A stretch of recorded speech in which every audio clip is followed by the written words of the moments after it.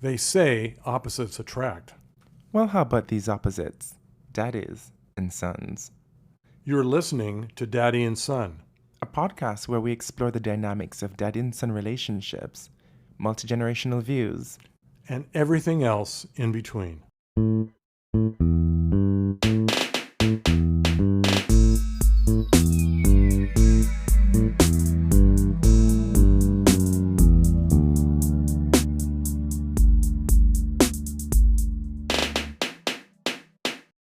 I'm supposed to feel sorry for that bitch. I don't. I am speaking directly to, and you probably have heard this story because it's been all over the news lately. Have you guys heard about the Georgia man who died of a heart attack while trying to bury his girlfriend that he killed? No, No. this is a new story for me. When? All right, so Have you been listening to Reddit again? No. How dare you? This is according to local journalism, underground news. Shout out to WJCL22 ABC. They reported. We always have. This is why we have to support local news. Local news will get you the juicy news. We live in a world where there's bombings over here and sanctions over there, but you know what? The local news, that's where the juice is. That's where the juice. So, according to WJCL22 ABC, prosecutors said Georgia man died of heart attack after strangling girlfriend, dumping her body. So this man was believed to strangling his girlfriend and then died of a heart attack while trying to leave her body in a wooded area out in Alabama. His name is Daniel Roberts of 44, and her name is Jessica Foles of 47, and they were both found near the scene. Chambers County District Attorney Mike Segrest said Robbins, who was Foles' boyfriend, is believed to have killed her before suffering a fatal heart attack while disposing of her body. Now, let this kind of cosmic karma find me if anybody I'm in a relationship with ever tries to kill me. Let them have a heart attack while trying to dispose my body. Well, that was karma delivered very, very quickly. Because wasn't swiftly, it? Yes. expeditiously. Did you say he was in Alabama? Because honey, that's a Savannah TV station. That's a long way from Alabama. Is it? Yeah. Well, you know the geography better than I do. You know the South, honey. I'd like to know it better. That is some kind of like cosmic karmic justice. And I hope it finds me. Like, this is the type of justice we all deserve to have in our life. And with that, I just want to say, welcome back. Well, no, we say welcome back. You're the one that's been away. That's true. Who's been taking flight and wing elsewhere? Flying J class, I'm sure. What does J class mean? It means you don't have to look at the propellers. Is that what it really means? I mean, you don't, but Or whatever they are that make the plane go. I feel like you guys did a broadcast on this, on travel. We probably did, but let me tell you something. British Airways, their business class sucks. Is that where you sit facing backwards? We're on one of those planes? No, I did that no. once. Taking off, that's really weird. Taking off, going backwards? Really? You think, Yeah, that's unusual. once you're up in the air, don't The notice. new signature class section for Air Canada on their new planes, those face sideways. That's kind of weird. Oh. I don't know if you've seen it yet. I'll talk about it next time. Aren't they angled? Angled. Angled, yeah, They're yeah. kind of sideways. Yeah. It's kind of weird. Oh, I was on one of those the other day on Copa. But yeah, But they're yeah, okay. How was Copa? I liked it. Really? Yeah, it was That's okay. awesome. Yeah. Okay. No, anyway, I sorry to will, interrupt. I will know shortly because, as you know, in a month I'm taking off for Argentina. Oh, so good. You're still going. I will know. Oh, I'll know yeah. in due time. But Yeah, welcome back, everyone, ladies and gentlemen, gays and theys, mothers, daughters, daddies, and sons, Hims to and, this hims and hers. messy intergenerational show where we discuss things from a different point of view.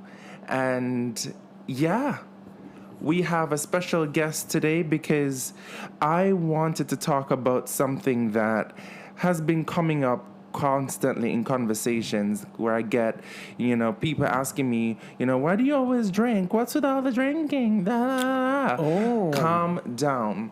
So that's why you wanted to talk about the topic today. Well, you know what? I wanted to give it like a nice little deep dive, but put our daddy and son twist on it. And so... and we have two daddies to twist on it today. Two daddies to twist down on today. Daddy Junior, Daddy... No, we can't do that. We can't do that. It has to be Daddy Twins. So I invented my resident party queen, Mayor of Gayville, my madre, Cole. Party Queen, hi, sweeties. Nice to hear your voices out there. Thank you. But yeah, but before we jump into today, how have you been? I haven't seen you in a month. I know, it's incredible. Have I been on a plane since then? No, I haven't. I just came back from a trip, right? Yeah. Before you left, yes. Yeah, you Okay. came back from Argentina just before I left. We'll have another small trip planned, just zipping down to Jamaica for 3 or 4 days to That is so weird. be with some friends who are there for a wedding. We're just going to have fun for 3 days. Well, you know what? That's not as bad Yeah, as you Rico and going Robert. It's to Rico and Argentina Robert. for just 1 week. Yeah, That's no, not as we're bad. I'm just going down to see them there. Do you have really good insurance this time? I'm under strict instructions Yes. not to engage anyone without prior approval. That sounds like a very good idea.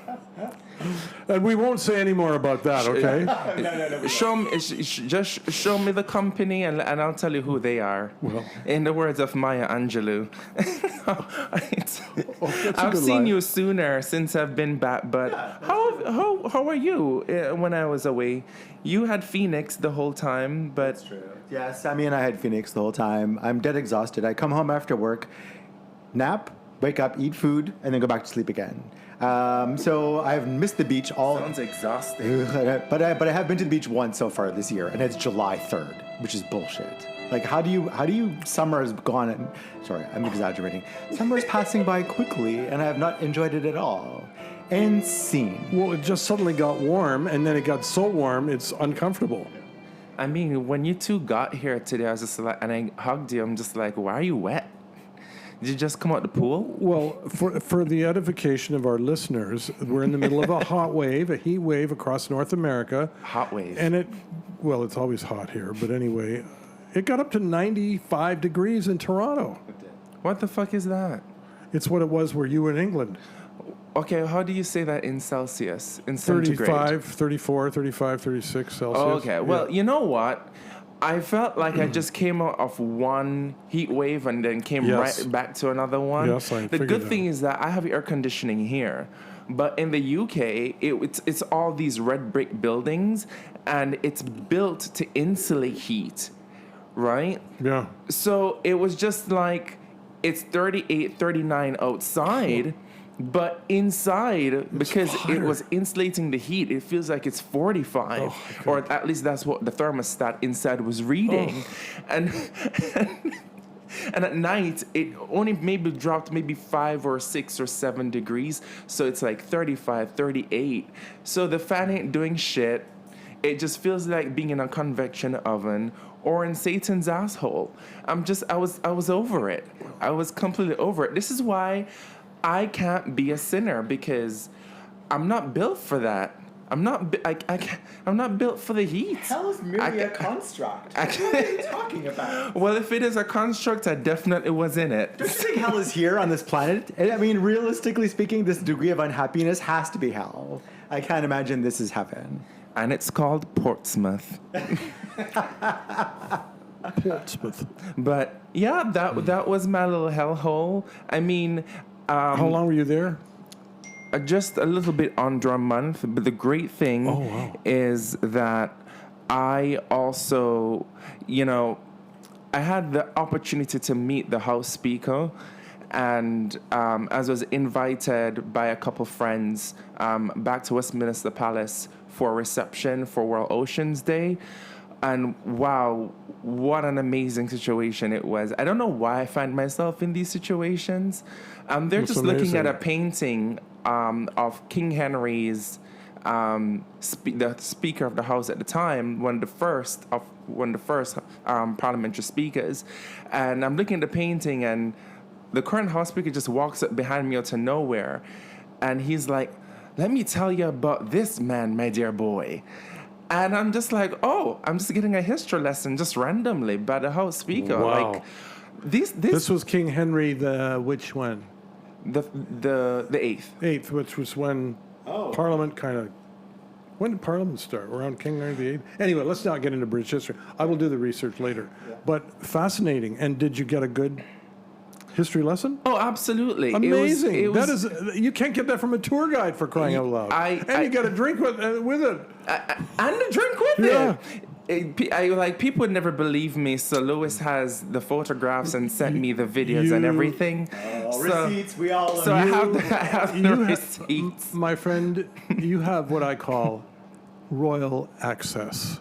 Oh, see, I was thinking he has a horseshoe up his ass because he has amazing parking luck, and then I do have good parking lot, don't I? Yeah. Oh, really? do. Oh. Yeah. And then also things happen to him randomly.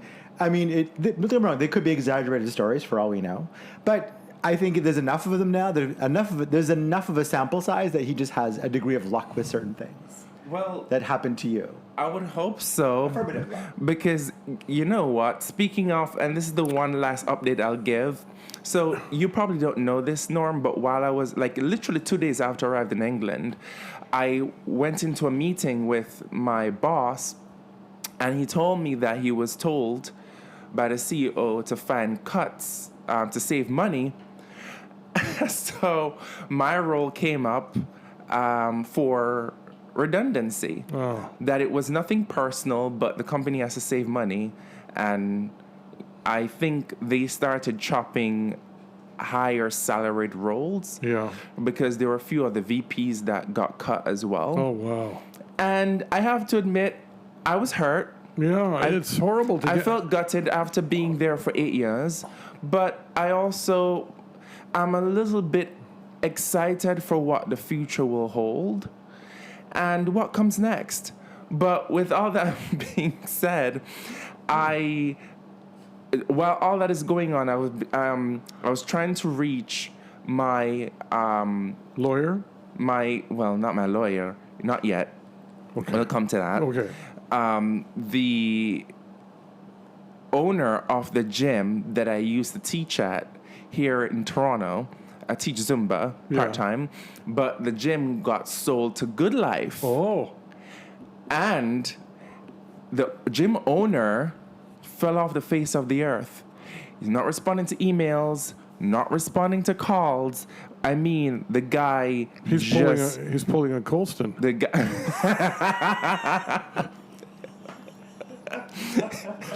You want to give context to that? No, I don't think so. No, you Unless don't Colston think does. So he just disappeared. So I didn't get paid for the month of May for teaching Zumba. Oh. And I thought, okay, this is just my problem. Oh, no. So July 2nd, the group chat that I have with my Zumba students, the girls were saying that they got charged, their credit card or their bank accounts got charged for the gym. I'm not going to say which gym because, I don't want to say it on air. Allegedly. But I don't. They got charged. Their credit cards got charged for the gym that no longer exists. That's been sold to Good Life. That's been sold to Good Life. Oh, this guy took off. So they went to Good Life to say, well, we got charged. Can you reverse it? Good Life is like, we can't do nothing about that. That's not. That was that gym. This is our gym. We didn't charge you. That's horrible. So the girls are now They're out of months. They came together like Voltron. Yeah. And started doing research. And I kid you not, when I tell you, they are doing deep dive research. They were like, do you know what? So the owner, his name is John. They're like, do you know what John's last name is? I'm like, I don't know. I think it starts with T. And you know that they found an obituary for John T. Popular, and the obituary says, you can see here, Colston, the popular former personal trainer and manager of sorry, shit, I said the name. I have to bleep that out. Fitness at Young and Lawrence in Toronto passed away in December 2020 at the age of 34. So who the hell did I meet? And who the hell has been posing as John? Furthermore, other than the obituary... 2020? Yes! But 2020 is also the year the gym actually opened. Wow. And on top of that, the girls found the property manager's number and has been emailing the property management to get a response to be like, so who did you send a lease to? So more to come, but I just put the X-Files GIF inside the group chat because I'm like, the truth has to be out there. But let me tell you something about women. When they go digging, these girls could run the FBI. Well, as someone that's been on the short end of both losing a job and having somebody take money that Scam wasn't you? theirs, losing only a month's Zumba subscription, you got off light, honey. At least your guy's in prison. My guy seems to have sold his business, The Good Life, and took off to Costa Rica. I don't know, Tahini. What's the name of the place? You're close. Tahiti. Tahiti. Tahini is different. It is a food. It's a food. Yeah. Oh, my bad. That's okay, Chodo. I got you. But yeah, so You've had that's, an exciting month, I must say. I'm telling you, it's been eventful. And did you meet the new potential leader, the Prime Minister, Mr. Burnham, while you were there? No, different party. Yes, I know, but I wonder if maybe there was some cross-pollination it was or a something. cross-party event, but the PM, because Keir hadn't Formally resigned at that resigned point. at the time of the event, but he wasn't there. No, He wasn't there. he wasn't there. Oh, how unfortunate that you didn't get to meet the former leader. But that's okay. Yeah. He's not a person of what should we say, good social standing at this point, even amongst Labourites in the UK. So obviously not. That is fine.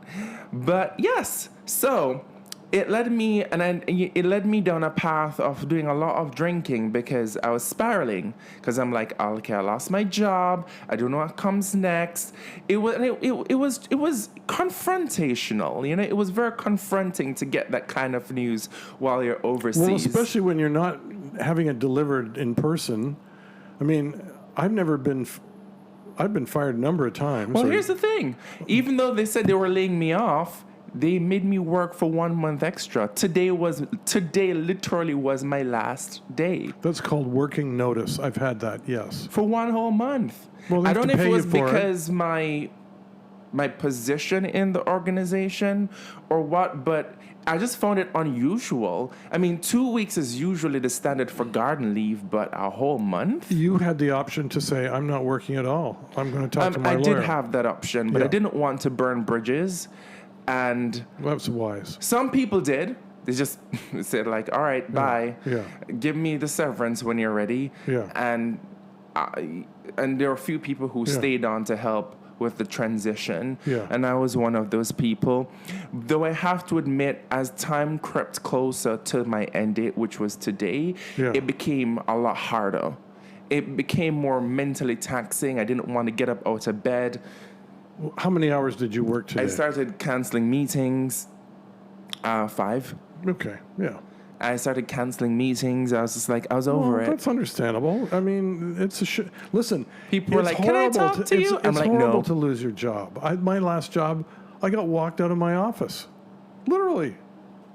Well, cheers to that. Knowing what it feels like to be sent out the door. Yes. Oh, okay. Well, then I have a story related then. Go ahead. So, I happened to be looking out the window when I saw the HR rep come in, which is not usual for her to come in. And then I saw my boss's boss come in.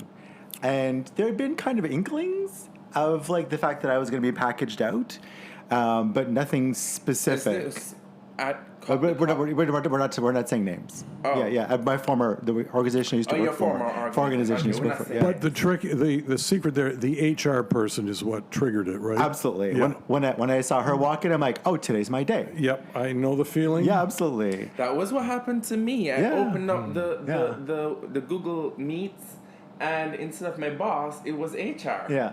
Oh, Yeah. oh. Yeah. Holy And jeez. and I am usually 2 minutes late to meetings, but for whatever reason, this day, because I think it was because I was like 6 hours ahead. I was in the UK, so I was early. You were awake, in other words. I was awake, so I was early, and not me joining the meeting 2 minutes early, and she was there. So they were prepared. So I'm pulling focus back to me. What I decided to do, knowing seeing obviously what was going to happen, is I looked at her and I looked at the boss's boss and I walked out the door. They're like, "Where are you going?" I'm like, "I'm leaving." They're like, "Well, to come back." I'm like, "No," and I just left. I just walked out the door. They're like, "Wait, come back." I'm like, "No, I'm just leaving." Not you. Like, I know what's going to happen. Who fucking cares? So I just left. That is fair. That's brave. Well, there's nothing to lose, it's not a problem. I said if I had a joint today at my because we had with my team, we had like a goodbye meeting, and people were like going around saying their best moments with me or whatever, and I just wish I had a joint. I just wish I had a joint to light and Smoke your troubles away. yeah. But I just didn't have a joint. I haven't been able to go to the joint. You would have completely choked on that dry ass joint, and then it would have been a very ugly situation. You have to go out cool. You can't go out choking. I mean, depending on the circumstance, you can go out choking, but not in a work related way. Maybe I should have poured myself a drink. Right. At Something 10 a.m. Something in That's a what I glass, should have a fancy glass that just shows indifference. It's like walking out the door. Missed opportunities. Oh, well. I was like, what? Next time you get fired. Yeah. Yeah, I'm like, what the hell are they going to Well, do? Fire me again? It sounds like you handled it very well, son. I commend you for I that. appreciate you saying that. I kind of mulled the situation over with multiple friends and family like Madre and got different perspectives. Auntie Jason as well, shout out to him. And in the end, I think I did the right thing by staying back, helping in the way that I did. Well, you learned as well. You learn stuff when you stay in those environments. You watch how people behave. You watch how companies get rid of people and how they change. You may get called back in 6 months. You don't know. You might get called back as a consultant. I know someone that happened to. With increase the salary and all that stuff. They're still paying severance, and they got to pay them a contract. Anyway, Well, who knows what'll happen? Who knows? Yeah. Who knows? Yeah. But the future is unknown. So, And yes, you- I'm and- excited for this next chapter. And you are in a field that is going to be in high demand, and I would just sit back and let the phone ring. That is the plan. Yeah. I've Okay, already started. there we go. Okay, we're on the way. Okay. I've already reached out to close associates in the industry, and I've gotten a few referrals. And I already started doing some interviews. So I'm really excited to see what comes next. I'll keep. Stay tuned, listeners. I'll keep us posted. And one of the conditions will be must be able to work from home and travel when I want. Girl, I can't afford to give up this lifestyle. I can't. May I comment on this? You've been after me from time to time of how fortunate I was to be a boomer and all that stuff. I never got to work away from home and fly to England for a month. I had to be in an office every day early. I mean, you've had it pretty good, pal. It's not my fault COVID existed, okay? It ruined and improved my life at the same time. That's true. COVID really changed things, didn't it? But the point is like Norm did not have an advantage that you did. Regardless of how we got there, you have an advantage that he did not have. That's the point. I will beg to differ. I think it's all about perspective. Norm had an advantage, but we took advantage of the times in different ways. Norm took advantage of the market crashing and then being able to buy stocks on the cheap. I took advantage of society crashing and being able to work from home indefinitely.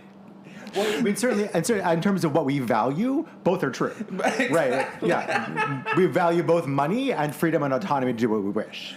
You're nodding your head, Norm. You're just nodding away slowly. Would you say that's a fair assessment? Well, it's funny. My trainer said to me the other day, Norman, you've worked hard. You should be on a plane every month traveling somewhere. Is that work hard on your triceps and your biceps? No, he was referring to my career in that point. But I'm doing that too. Interesting. I'm doing that too. I've added 2 pounds of lean muscle in the last year. Oh, look at you flexing. I've also added 5 pounds on my belly, but we won't talk about that. I can recommend less alcohol. I can recommend that absolutely. Oh, isn't that what we were going to talk about today? I'm leading into it. I'm bridging over the gap. Well, you know Very what? good segue. You know what? That is actually a really good segue. So you know what? All right.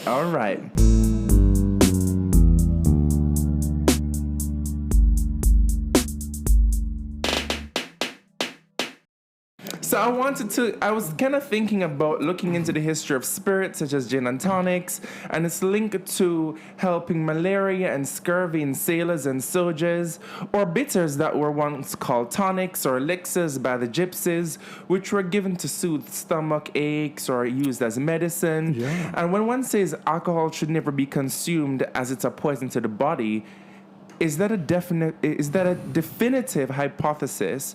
Or is it missing nuances? Couldn't one argue that sugar and caffeine are toxins as well? Or couldn't one argue that they provide little nutritional value? And I have air quotes going on over here. And one could even experience intoxication by drinking water. We've seen this on the news recently. Or anything for that matter that isn't consumed responsibly. So the statement alcohol should never be consumed because it's a poison to the body, it has a kernel of truth, but I want to do a deeper dive today and talk to both of you from a layman's perspective on your relationship with alcohol. So is alcohol technically a poison? What do you say? I'm starting with Colston. So, according to the sources that I read for this, because Norman and I think went to different sources to be informed about our conversation today. So, yes, in amounts beyond convention, alcohol is a poison, and that is fact, and that's okay because it's about the amount of alcohol that you consume, not just about the substance itself. Norm? Yes. You'd like me to comment on alcohol? Oh, I thought you were just giving me your usual short answer. No. Yes. Hey, Is it? I don't know that alcohol is a poison, but yes, I think it's good to reduce your consumption. I started to do it at the beginning of the year. How's that going for you? I'm consistently reduce my consumption. Why did you decide to do that? Probably, well, first of all. Is it all the right, 2 pounds of mass gained around the circumference? No, first of all, it's the health thing, the awareness that reducing alcohol consumption can improve your health. I'm very fitness and health conscious right now. I'm in my early 70s. I'd like to, be around for another 10 years if possible. And if doing something like reducing consumption of alcohol is good. But the other thing is, I don't miss it when I don't have it. So why do it? And like the cohort between 15... I don't know. Why do it? 15 and 24-year-olds, that's where the biggest reduction of drinkers is taking place? The young So people. the answer to why I do it is, and this is, I think Harvard, talked about this, or one of the studies out of Harvard, talked about the cultural and social norms of consuming alcohol. We don't do this necessarily in North America Yeah. with regard to families and having alcohol. Certainly my family did. We had vodka, we're Ukrainian by descent. So we would have vodka on Sundays as a part of our meal. But we didn't have it during the weekdays, but we had it on Sundays. Okay. But I can also think of different cultures that use wine and have wine on a daily basis. So just a basic like France, part of like the French do. So I mean, and that to me, that goes to the point about like alcohol just being a part of the cultural norm of how you exist in a conventional kind of way, depending on where you are. And so for me, what was the main question? Well, no, finish your chain Yeah, of thought. so- Is it a talk? Do you think it's a poison? So, in the short form, yes, I do think it's a poison, but it's really a question of consumption. Can certain things be a poison to individuals that other people aren't affected by? And so the answer for me is yes, it can be, and alcohol is, I would argue, a poison. The more refined it is, like probably the more easily your body absorbs it, because according to, I think it was WHO, talked about how alcohol affects the vast majority of parts of your body in terms of organs and limbs and that sort of thing, in terms of how it's because like all things, it flows to Alcohol the blood. goes through the whole bloodstream. It affects everything. Absolutely. So, I mean, that isn't necessarily negative, but certainly we have seen people who abuse anything, including alcohol, that they do not look well. They do not act well. Yeah. They do not act within convention. They do not, sometimes it can, especially if it's a long-term use situation, maybe abuse situation, you can tell that that is affecting them in a way that you would not wish for anyone to have that experience. Okay. Well, can I have a few rebuttal from my generational perspective. Weigh in, yeah. And can I first I want to address what you said about I don't miss it. I don't feel Very this much. I don't.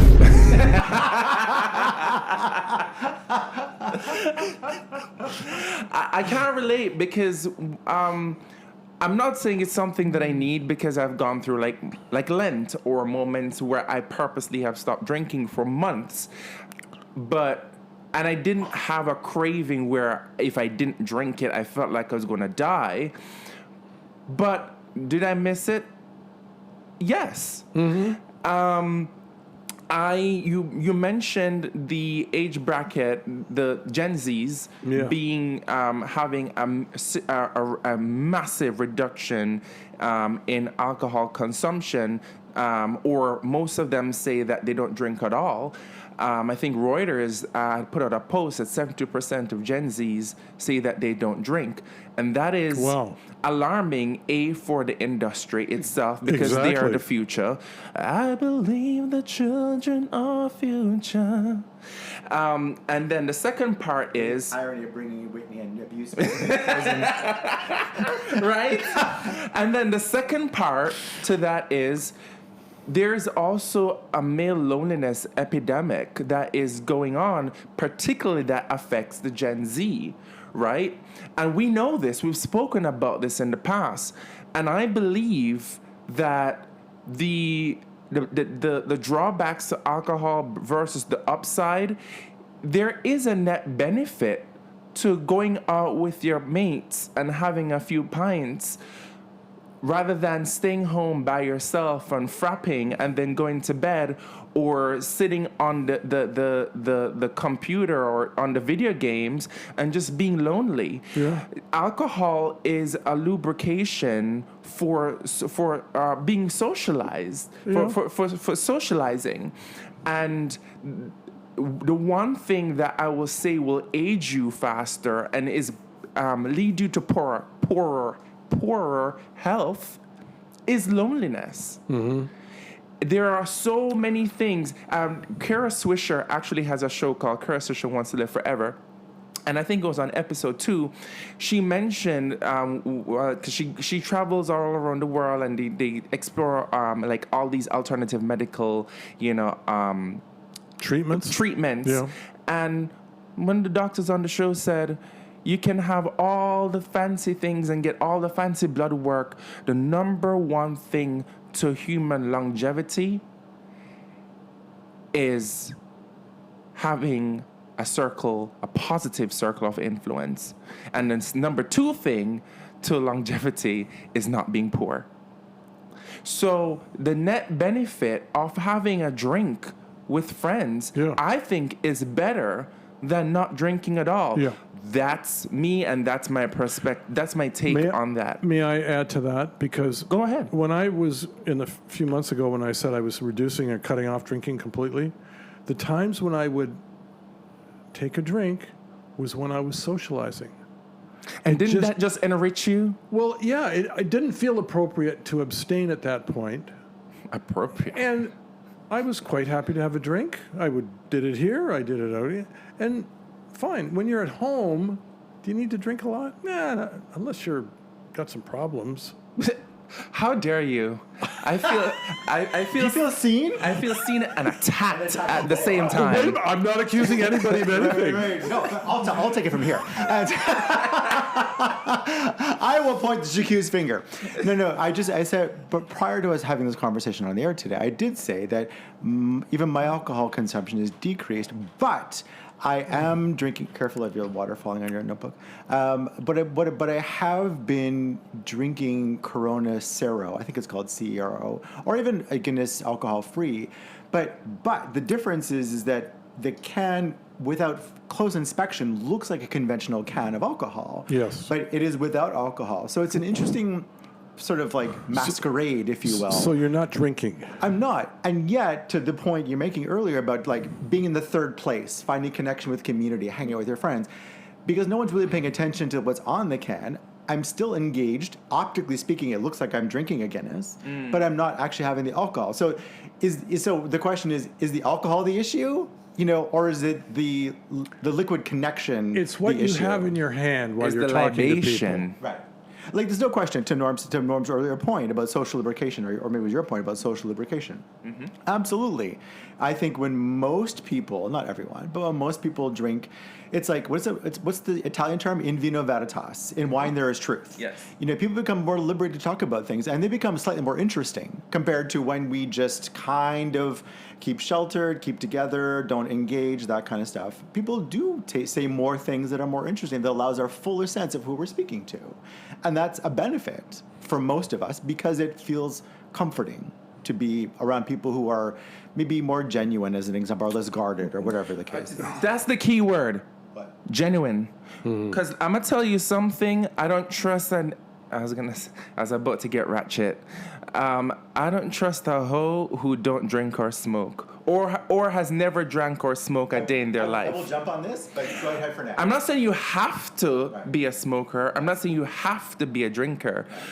Like, way back when, like, I want to say maybe 2009 when I was in college, I tried smoking, and I know it wasn't for me, but at least I tried.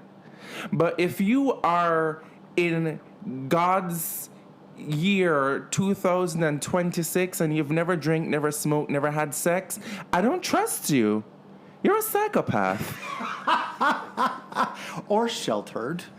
Or you have a belief system that doesn't allow you to participate in these or things you're because Baptist. you fear something. Yeah, that's the belief system I was referring to. No, I'm teasing. Not that particular system. No. So I guess for me, and let me jump into AA here for a second. I'm adjacent to AA. I have a good friend of 30 years who's been in recovery for many years, that sort of thing. Mm-hmm. And I guess for me, one of the takeaways from a long-term recovery person is that they generally speaking do live in a more genuine fashion, because in general, they reduce shame. They live more genuinely because they're trying to get rid of the things that we accumulate for fearing other people's opinions or what people think about themselves. Mm-hmm. And so the people in recovery who are sober are still managing to live a socially lubricated life, but without alcohol. I'll make that equivalency, and if I'm wrong, I'm wrong. Yeah, but their experience makes them interesting. No disagreement. That's how they're able to. That's the well in which they're able to pull from to live authentically. Okay, so for me, if someone hasn't drunk before, or someone has had sex before, or someone hasn't, what was the last thing you said? You had said 3. The Trinity of whatever. Smoked. Smoked. I mean, am I likely to engage with them? No. Would I consider them like a bug in a box? Probably. And is it worth my time? Probably not. Because I just don't, unless they are so spiritually attuned that there's something here that is so deeply fundamentally out of this world, in general, I would find them to be just a generically boring individual that has probably very little to say that is of interest to me specifically. So you prefer, to use your term, socially lubricated people. I love that expression. I think we should coin that one somehow. Probably someone heard it. Did you just come up with that? Because absolutely not. That's brilliant. I love I'm pulling out of the air on this one. Oh, yeah. Okay. Well, or it could be my recovery people. Who can say? Bug in the box, Schrödinger. Is it Schrödinger. Schrödinger's bug. Schrödinger's bug. That's what I'm going to name today's episode. Schrödinger's bug. But so in all respects. In toxicology, yes. Ethanol is a psychoactive substance that can cause harm to tissues and organs, especially in higher doses, as Cole said. Okay. So the body actively metabolizes it, and which in itself is a diuretic. And excess alcohol can impair judgment, damage the liver over time, and increase cancer risk, and in sufficiently large amounts cause death. So from a toxicology perspective, alcohol is not usual in being dose dependent. Many substances are technically toxic in some doses, such as water. You can get hypothermia. Oxygen can be fatal in high doses. Caffeine, same thing. You can even overdose on vitamin A. Even table salt, you can have an overdose on if you have in large quantities, or hypertension, whichever one kills you first. Modern toxicology largely points to this. So, is alcohol unique among common dietary substances? Not entirely, but it does make you wonder, why do we have the social stigma towards alcohol, but not things like sugar or caffeine?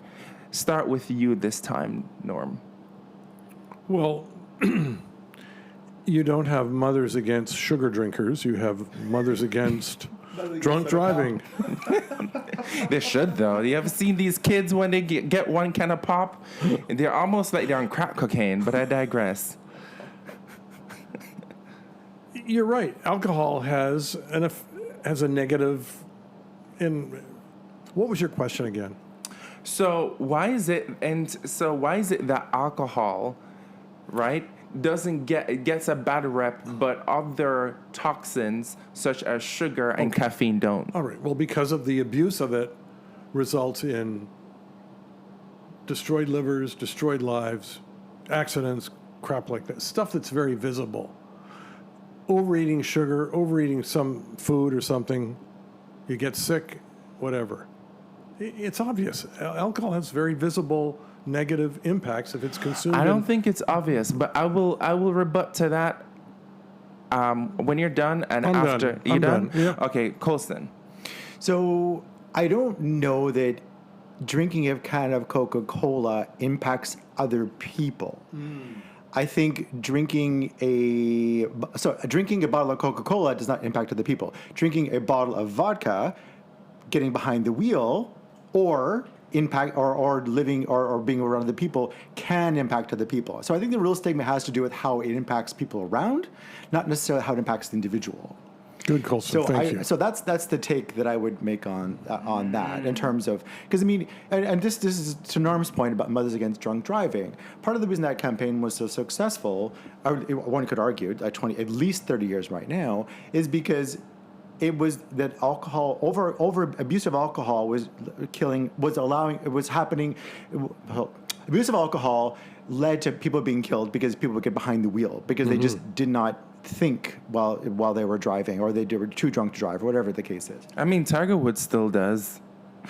Yes, Yeah, absolutely. well, he doesn't golf very well. So I think it's not necessarily about the individual. I think it's more about how it impacts other people that created the stigma. Yeah.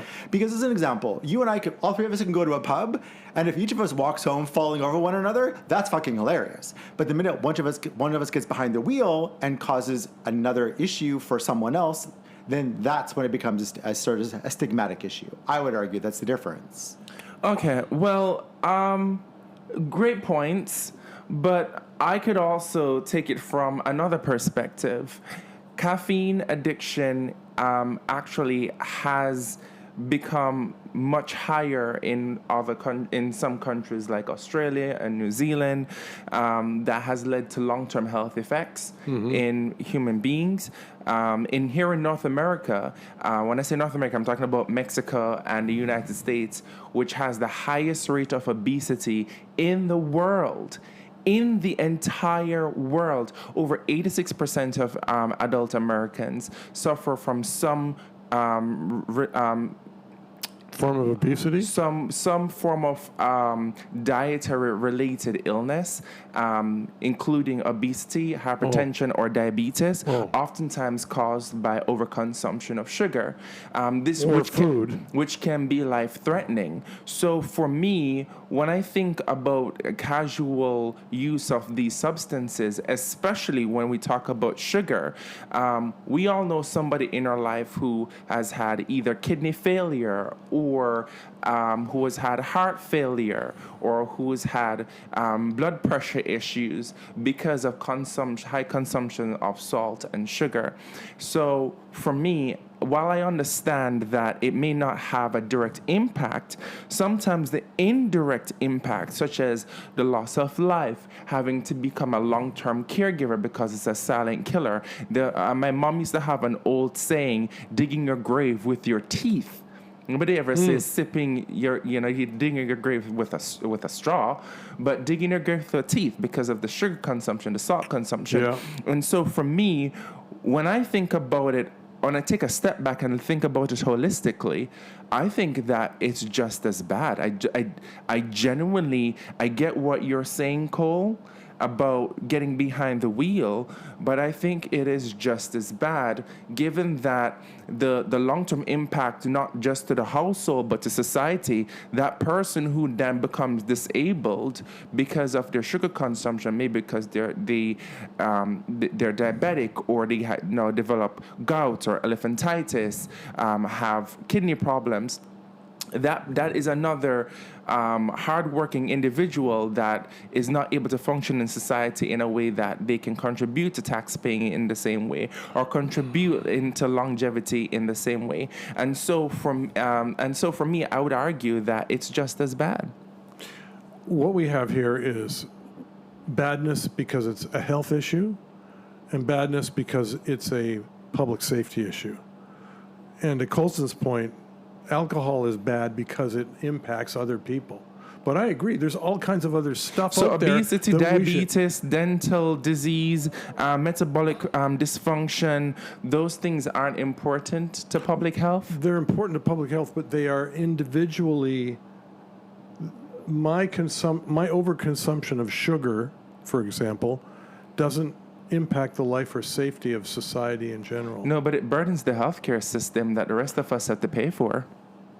That's true. That's actually a good point. As a conservative, I thought you'd like that angle. He's always trying to put me in a box. You notice that? Is it a blue box? It's Schrödinger's box. Schrödinger's box. But I spring out very quickly. I'm going to have another sip of wine. And I want to add something to this. Go ahead. I think part of the issue here is that one is hidden and one is obvious. In our food supply, unless you read the labels, you actually don't necessarily pay attention to how much sugar or salt or caffeine you're drinking. Agree. Whereas alcohol is an additional choice that you're making on top of just standard issue nutritional consumption, where that is an addition to. And I think that maybe there's something to that as well. And the impact it's going to have on you. I think so. I think most people do, because alcohol is a legacy product. in the way that new products are not legacy products. Like we've only had marijuana in this country be legal. We've had marijuana for time immemorial, but in terms of like the widespread use of it in Canada, we don't have a big data set on how it impacts people in terms of like longevity kind of approaches or that sort of thing. Because who knows? Maybe we'll know after 30 years of people who use it, daily users of marijuana, we may come up with like, maybe it leads to depression. Maybe it leads to whatever. Maybe we'll have a social impact. Clearly, if you are stoned and you're behind the wheel, you're as potentially negative as someone who is drunk behind the wheel, as an example, because the substance has altered, your mind in such a way that you're no longer using the same judgment you would if you were sober. Potentially. Right. I mean, yeah, certainly. Thank you. Allegedly. Yeah. And so, but the point is, I think, is that one is hidden, and so therefore it's not as stigmatized, and one is a choice. And so, therefore, it is more stigmatized. Because I'm sure there's sugar and alcohol. I'm 100% certain of it, because. Dear listeners, I've stopped consuming as much alcohol. I'm more likely to have like a 0 alcohol beer now, and the calories are cut by at least a half. Yeah. So that may or may not be related to sugar. I'm not sure how calories work, but I could certainly say that if I'm having a beer, I'm not working out, so I'm not burning calories. I'm consuming them, as an example. You're making a more health conscious choice. I think so, but to be fair, I'm also making an age-conscious choice, because at certain earlier stage, I'm 55, at certain earlier stages of life, my recovery from alcohol was much easier. At this stage of life, my recovery from alcohol is not as smooth. What do you mean by that? You mean after having had a drink, it's harder to get back to normal? Oh, sure. If I go on a bender, as an example, and have a full night of drinking, it probably takes me like a day and change to recover. Oh, okay. Whereas if I was in my 20s, probably I would have gone back to work the next day and just blown it off and lived and existed as if it didn't happen. Oh, okay. Huh. Well, you know what? You know what causes that though? It's the pre and probiotics in your gut. They are not producing all that the additional bacteria that your body used to help to break down the alcohol. But they're actually specific probiotics for drinking that you like, pre-drinking probiotics that you can take now. Z-biotics is one of them, and Busby is another one. And I think I'll leave the link for them in the description box for the podcast. But I know Busby, because one of my Zumba students, she's a doctor, and she was the one who told me about it, because the sales of it goes to MS studies. Yeah, so she was like, I know I'm not supposed to be drinking, but I'll drink one of these and then I'll go and do surgery the next day, because this thing is my lifesaver. So it's the gut health that has gone down that allows you to not bounce back in the way that you used to. And listeners, feel free to look this up in case I'm giving you bullshit, but it's my understanding that current research shows that the gut is actually our second brain, and you'd be surprised at the chemicals that the stomach produces that contributes to your mental health. You can look this up. I don't have to tell you. You look up the production of serotonin. Yeah, it's very similar to this. Yeah, so I think it's important to understand, like, in terms of consumption, how this can impact your life, or lack of consumption, how it can impact your life, as much as anything else, including sugar, including caffeine, including other things. This all impacts your life in a way that could be individually tailored to you. And I'm going to out Alex here and say that Alex is technically physically unbothered by the consumption of alcohol. Like, yes. as it goes, as a Slav, I can drink vodka and not be buzzed at all. Like 5 drinks in, it's just genetic. I'm genetically predisposed to being unbothered. Toledo. But whiskey and rum will put me under in a drink and a half. And I don't know why. Really? Yeah, absolutely. I don't know why. Like, in the same way that I can drink dairy, that Alex can't drink dairy, as an example. Yeah. I can still digest dairy at 55. And I think it's partially because of blood type, genetic makeup, whatever the case is, where you can just manage certain things differently. But that does change over time. You know, it's funny you should say that because I think I mentioned to you earlier this week that my psychiatrist had prescribed for me lorazepam, or as you call it, the rich white lady, the rich white lady pill. What does that do for you, honey? Just to help me sleep and reduce anxiety. So Oh. I asked the pharmacist when I was picking it up. He was like, "I see it's the first time you've taken this." I was like, "Yes." He said, "Well, don't drink alcohol while you're doing this because it can stop you from breathing." And I was like, "Oh, you mean permanent sleep?" And he's like, "Yes, permanent sleep."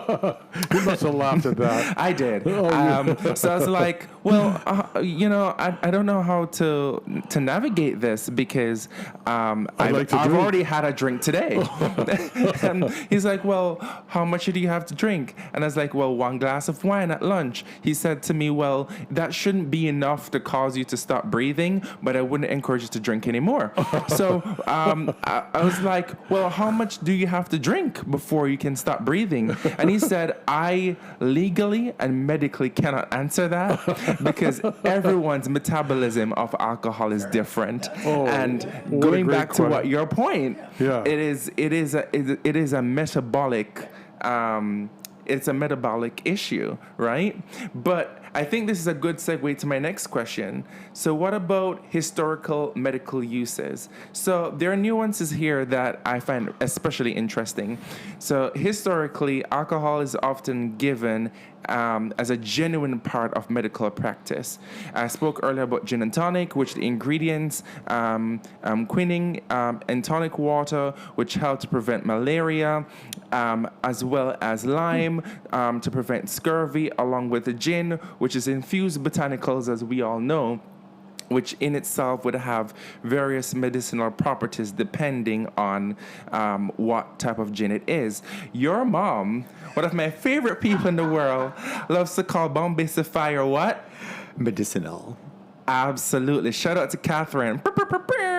Yeah, and to further the point, sometimes Catherine and Alex will get on the phone together and have their gin and tonics together. And I don't know what they talk about. I'm going to presume it's something about me, but slightly more importantly, talk about Alex's mom, because my mother is partially psychic, and they have had a history of talking about Alex's mom coming over and conveying a message to Alex in this reality, if you believe in such things. Or maybe that's the gin talking. I don't know. Maybe it's the gin talking. Who knows? It's the spirits. It's the spirits. Right? Actually, that's an interesting question. Is there a relationship between the concept, the word spirits, and the concept of the energy manifestation of the spirit soul that we know? That's an interesting question. Ooh. I'd love the etymology on that one. Yeah. That I'm gonna look into that. Never thought of that. Because that is you just sent chills down my spine. Yeah. Wow. And you're right. I would love to know the etymology on that because there has to be some relationship. I'd be surprised if there isn't. But in addition to that, bitters and elixirs. So many contain herbs, spices, roots, and plant compounds that could have digestive effects, as an example. And alcohol served for several purposes, maybe as a solvent, maybe as a pre-sedative, maybe an extract for the compounds in plants itself, because if there's anyone here who listening who does chemistry, knows that alcohol can be used as a solvent, an extracting solvent, because of its polarizing effects to pull Medicinal. to safely pull, to soak roots in, and it will pull the medicinal extracts from the roots. Also, as a delivery mechanism, it makes it more enjoyable to the patient. You do know that's a Guinness Zero, right? I do. Oh, okay. On theme with On theme with your 0%, So, having known these historical medicinal uses that still exist today, why do you think that there is still such a deep stigma to the consumption of alcohol, because Health Canada last year changed their tune and said you should go from, before they were saying the alcohol consumption should be 1 glass a day, right? A glass of wine a day keeps the doctor away. That was the old saying. And now they changed it. I think it was around November last year. And they said the Health Canada recommendation is no alcohol at all.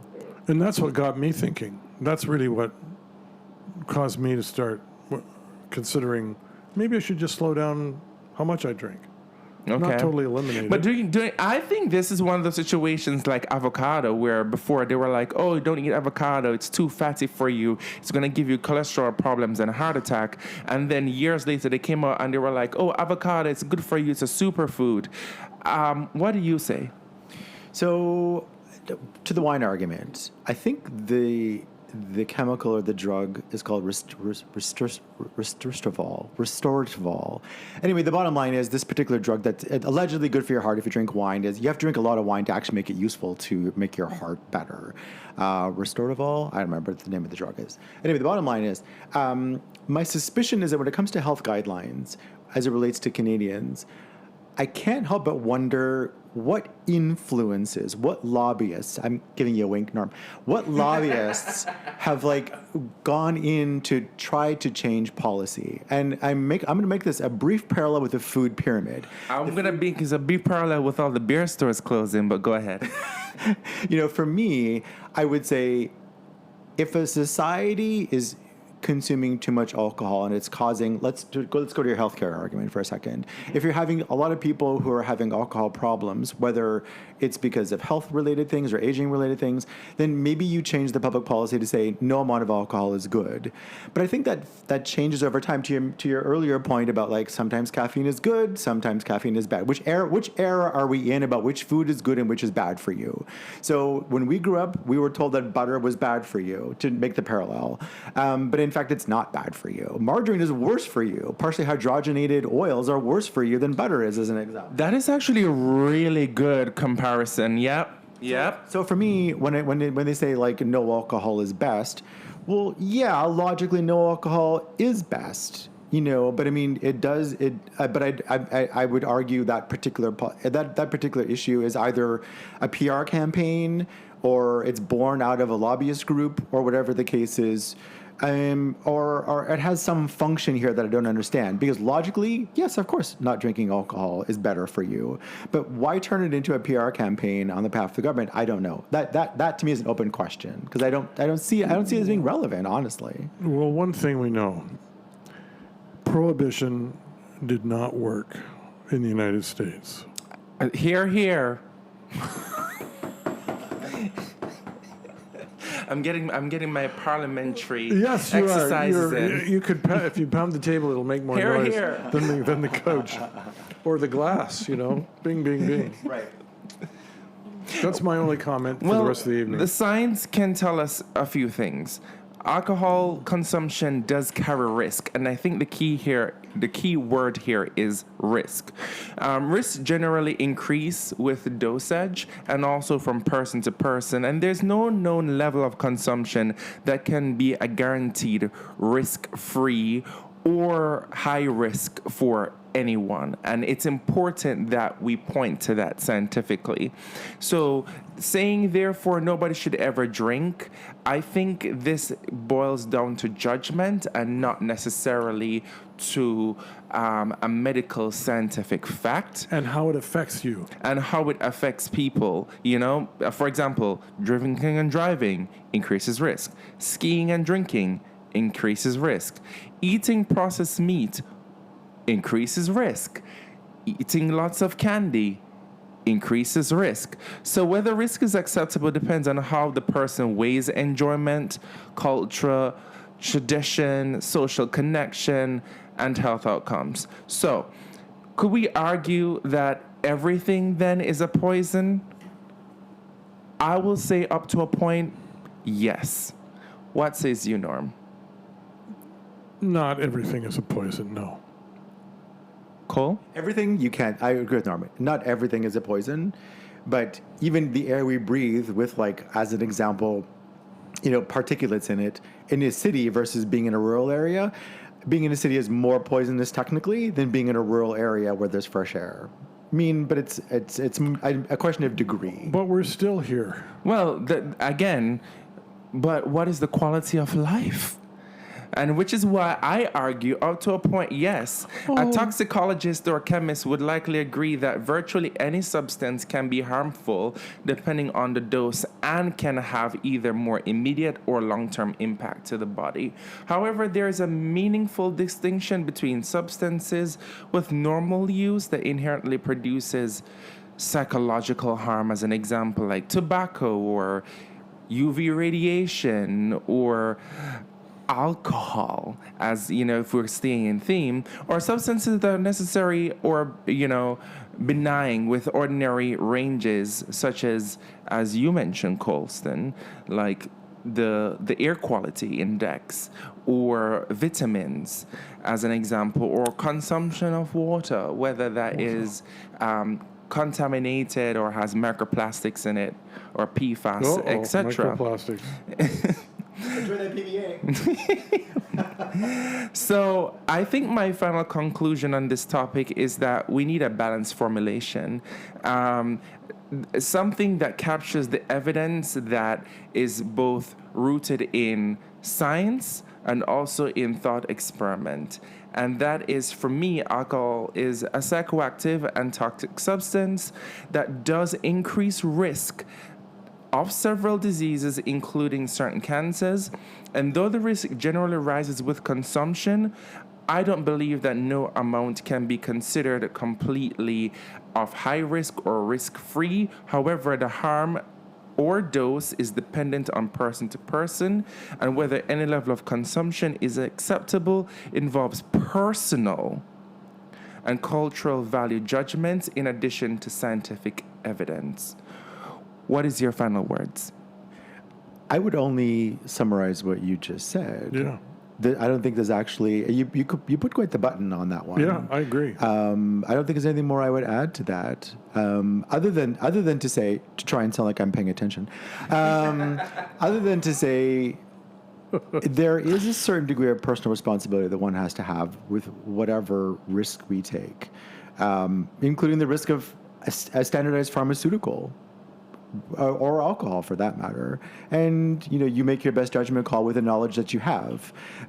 As an example, I have a good friend whose father took a bunch of statins over the year and then is now suffering as a consequence. But at the time, conventional wisdom was statins wouldn't impact the body long term. And then now, as a consequence, both of aging and of body decay, the statins are actually doing worse for him at this point, even though that's a drug that he took a long time ago. So it's really what you know at the time, and making your best choice with the knowledge you have at the time. Some wisdom is errorless, as in what your grandmother told you is probably true, and so it's wisdom you want to take away from that. But other things come up where you just have to do the best with the knowledge you have at the time and make choices accordingly. Again, going back to digging your grave with your teeth, it's just slow gnawing. Norm, final words? I'd like another glass of wine, please. And so we have it. Thank you for listening to today's episode. If you made it all the way to the end, follow us on Spotify, Apple Podcasts, and subscribe to our YouTube channel at Daddy and Son Podcast.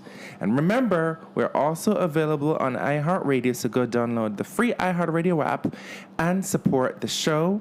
And if you have any questions for the show, send them over to daddyandsonpodcast@gmail.com. We accept inquiries. We're open to promotions. We're open to collaborations, all the things, all the monetization things.